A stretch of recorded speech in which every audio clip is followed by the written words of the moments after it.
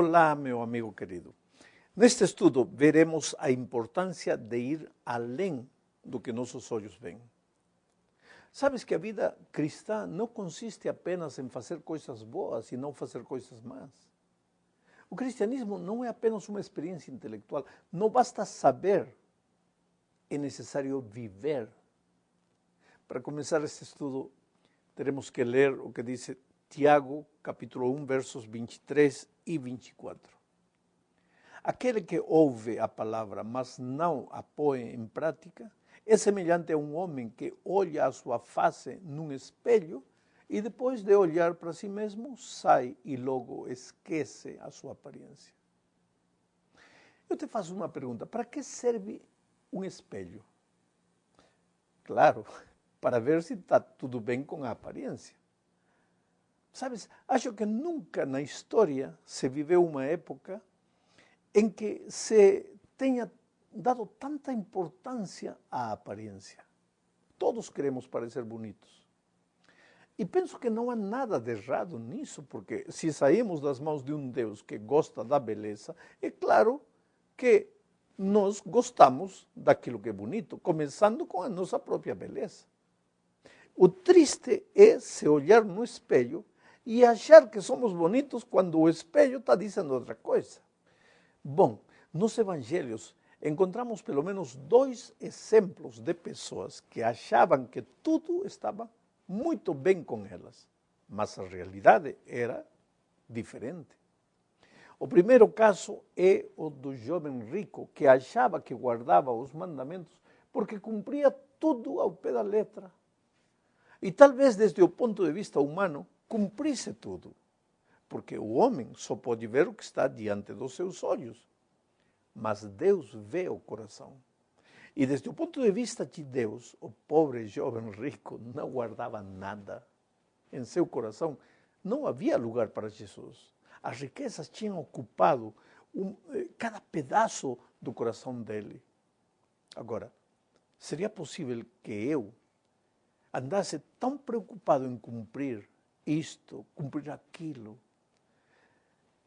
Seria possível que eu seja tão minucioso em controlar a vida das pessoas para falar o que está certo, o que está errado? E apesar da minha aparente santidade, entre aspas, estar completamente equivocado? Talvez sim. E um exemplo disso é Pedro, que na sua própria opinião jamais negaria a seu mestre. Quando o Senhor Jesus lhe disse que todos o abandonariam, Pedro olhou com desdém aos seus companheiros e disse: esses talvez, Senhor, mas eu nunca. E você já conhece o fim desta triste história. O galo não tinha cantado nem 2 vezes e ele já tinha negado o mestre 3 vezes. É por isso que Tiago aconselha a olhar-nos no espelho, mas não olhar para ficar achando que somos os tais, e sim para ver as coisas que precisamos mudar, o que é preciso deixar, o que é preciso aprender. E o espelho nos mostra isso. Isto, querido, nos leva ao segundo ponto deste estudo. E para isto é preciso lermos novamente o versículo 22 do capítulo 1. Veja. E sede cumpridores da palavra e não somente ouvintes, enganando-vos a vós mesmos. Sabe que não pode haver nada mais triste que se enganar a si mesmo. Repetir tantas vezes a mesma realidade, a mesma irrealidade, e chegar ao ponto de achar no que a própria mente inventa. A vida cristã não é só aparentar que se vive. Não é só dizer amém e concordar com a cabeça. A vida cristã não é só deleitar-se com as palavras. Oh, querido, ouvir a palavra é fácil. Por isso, as nossas igrejas estão cheias. Por isso, quando um pregador conhecido chega numa cidade, os estádios se enchem. Ouvir a palavra, inclusive pregar a palavra, é simples. Mas vivê-la Isso não é muito fácil. Mas o conceito de vida cristã que a Bíblia apresenta, incluindo a Epístola de Tiago, não é ouvir e fazer como duas coisas separadas, mas sim como uma só experiência. O que ouve, faz. Ouvir é fazer. As duas ações são cara da mesma moeda. Só que esta experiência de ouvir e fazer como uma só experiência é possível unicamente quando desaparecemos na pessoa de Cristo. Então, deixamos de fazer as coisas por obrigação e fazemos porque queremos, porque Deus é quem produz em nós tanto querer como fazer pela sua boa vontade. E isto nos leva ao terceiro ponto deste estudo. Se no conceito bíblico ser e fazer são duas coisas que não se podem separar, temos que reconhecer, tristemente, que o ser humano que não foi convertido é um especialista em fazer sem preocupar-se muito com o ser. O homem natural se preocupa pela aparência, pelo que os outros vão falar. E isso nos leva a viver uma vida falsa. E esse homem não é feliz. E tomara que a sua preocupação fosse somente com sua aparência. O problema é que às vezes está olhando a vida dos outros para que todo mundo faça o que ele acha que devem fazer. Isso não quer dizer que as obras, o bom comportamento e a conduta exterior não sejam importantes. Absolutamente não. Mas eu acredito que se aprendêssemos a fazer de Jesus o centro da nossa experiência pessoal, os frutos da obediência apareceriam de uma forma natural e viveríamos as verdades do Evangelho com alegria. Então, a lei não mais seria um fardo para ser carregado, mas sim uma manifestação da graça protetora de Cristo. Isso é o que diz Tiago 1:25. Veja. Mas o homem que observa atentamente a lei perfeita que traz a liberdade e persevera na prática dessa lei, não esquecendo o que ouviu, mas praticando-o, será feliz naquilo que fizer. Observemos algumas coisas que Tiago diz. A primeira é a expressão lei da liberdade. A lei, para o apóstolo, não é um instrumento de opressão, mas sim de liberdade. Mas a lei pode ser um instrumento de opressão? Claro que sim. Quando você acha que deve guardar a lei para alcançar a salvação, a lei se transforma num fardo. Tiago, veja, e todos os escritores bíblicos, especialmente Paulo, jamais apresentam a lei como um instrumento de salvação. Já vimos que Tiago disse que a lei é como um espelho. O espelho não serve para limpar, para lavar. O espelho apenas mostra a realidade. Como eu saberei que meu rosto está manchado, se não me olho no espelho? Mas, uma vez que o espelho me mostra o meu rosto manchado, eu seria um louco se tento me lavar com o espelho. Preciso de água para me lavar. E a água é o símbolo da graça redentora de Cristo. Somente Cristo salva. Mas só a lei mostra a necessidade de que Cristo te salve. Agora, uma vez que Cristo te salva, a lei se transforma num instrumento de liberdade. E aqui vem o segundo pensamento do versículo 25. Tiago diz, este tal será bem-aventurado no seu feito. Será feliz, será ditoso. Que feito? O que obedece, o que siga e cumpra tudo o que a lei ensina, uma vez que você tenha sido salvo pela graça de Cristo, toda a obediência, sua gratidão, seu amor por Cristo é tão grande que você se deleita em fazer a vontade de Deus e andar em seus caminhos. Isto funciona como casamento. Quando você ama o seu cônjuge, você cumpre as responsabilidades com alegria, porque Você vive ao lado da pessoa que ama. Triste seria estar casado com uma pessoa a quem você não ama. Aí qualquer coisa que você precise fazer no lar seria um fardo horrível a ser carregado. Mas aquele que ama Jesus e já foi transformado pela sua graça, essa pessoa não se limita a estar atento apenas aos 10 mandamentos. Vai além. Essa pessoa não faz, essa pessoa é. Portanto, o amor de Cristo se manifesta rapidamente na vida desta pessoa. E não vive apenas ao pé da letra, vai além para a essência das coisas. Por isso, Tiago 1, 26 e 27 diz: se alguém se considera religioso, mas não refreia a sua língua, engana-se a si mesmo. Sua religião não tem valor algum. A religião que Deus, o nosso Pai, aceita como pura e imaculada é esta: cuidar dos órfãos e das viúvas em suas dificuldades e não se deixar corromper pelo mundo. Sabe, querido, há muita gente que no dia final terá a maior frustração da sua vida. Por quê? Porque se enganou a si mesmo. Sua religião não valia nada. É interessante que Tiago não diz se alguém entre vós cuida de ser cristão, mas se alguém entre vós cuida de ser religioso. O religioso vive apenas preocupado com a aparência. A maioria das religiões ensina que o ser humano tem que fazer coisas para alcançar a Deus. Mas o cristianismo ensina que Deus fez tudo para alcançar o homem. O centro da vida religiosa é o esforço e a disciplina própria. Já o centro da vida cristã é Cristo e aquilo que Ele fez em nosso favor na cruz do Calvário.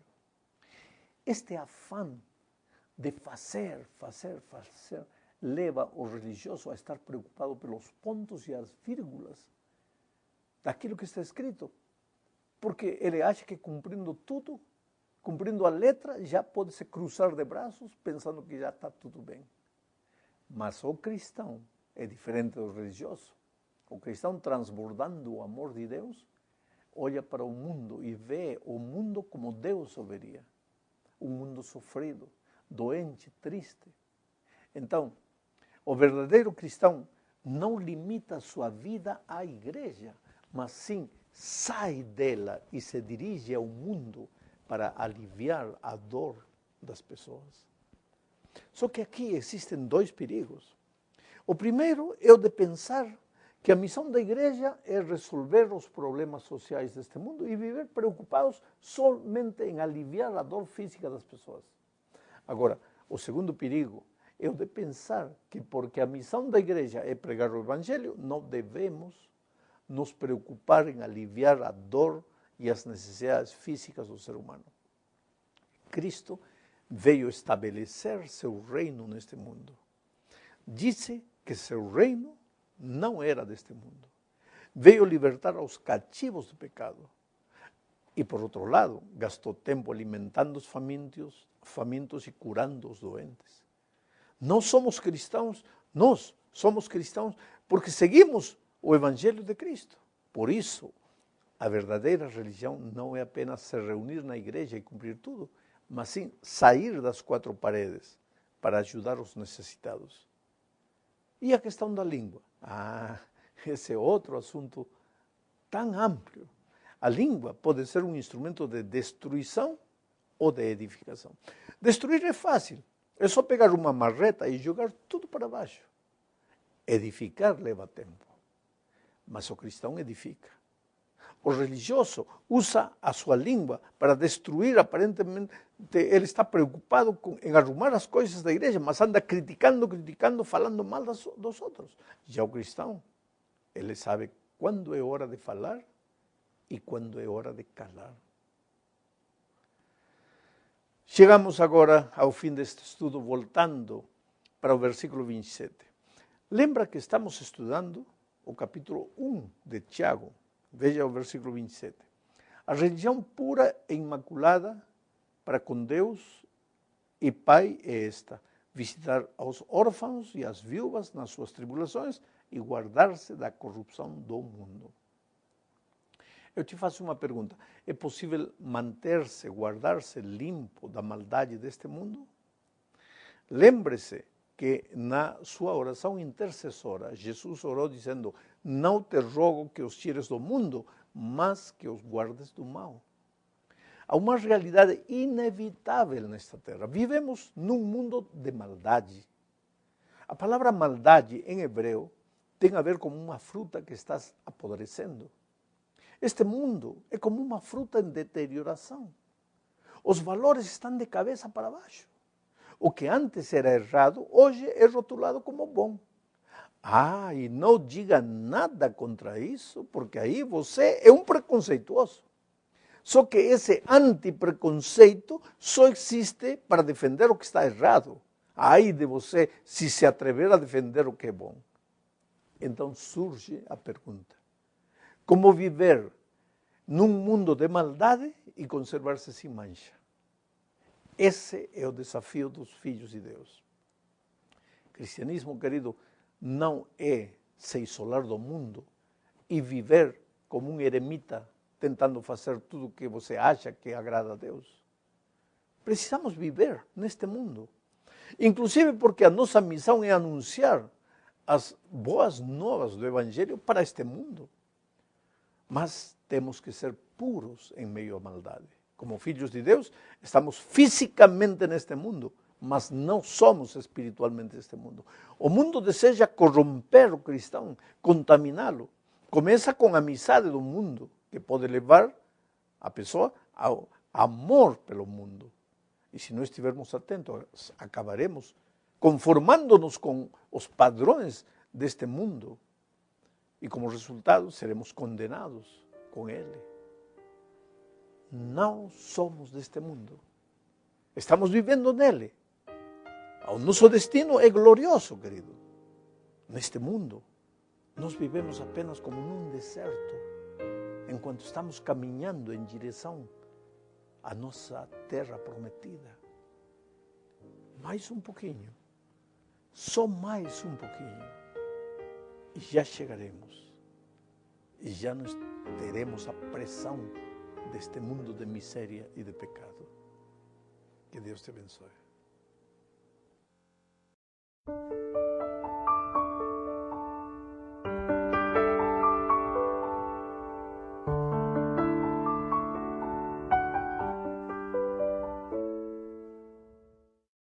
Olá, meu amigo querido. Neste estudo veremos a importância de ir além do que nossos olhos veem. Sabes que a vida cristã não consiste apenas em fazer coisas boas e não fazer coisas más. O cristianismo não é apenas uma experiência intelectual. Não basta saber, é necessário viver.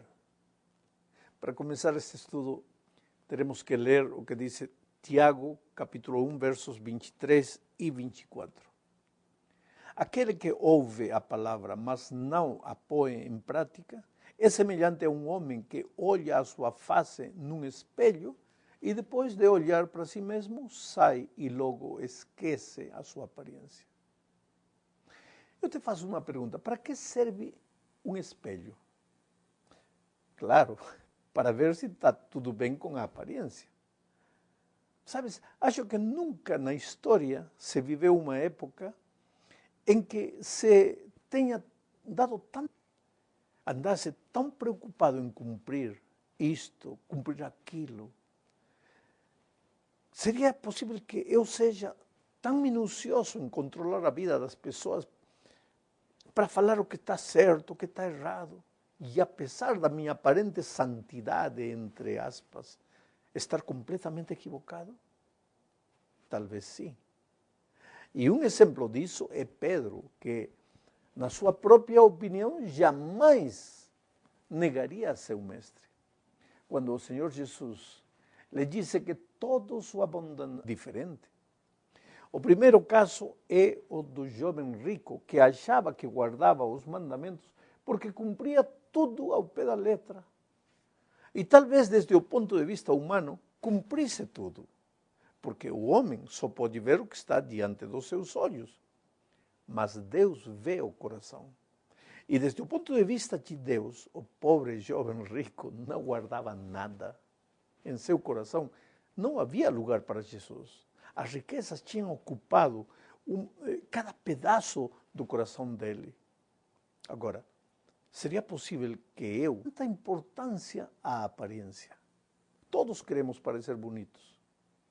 E penso que não há nada de errado nisso, porque se saímos das mãos de um Deus que gosta da beleza, é claro que nós gostamos daquilo que é bonito, começando com a nossa própria beleza. O triste é se olhar no espelho e achar que somos bonitos quando o espelho está dizendo outra coisa. Bom, nos evangelhos encontramos pelo menos 2 exemplos de pessoas que achavam que tudo estava muito bem com elas, mas a realidade era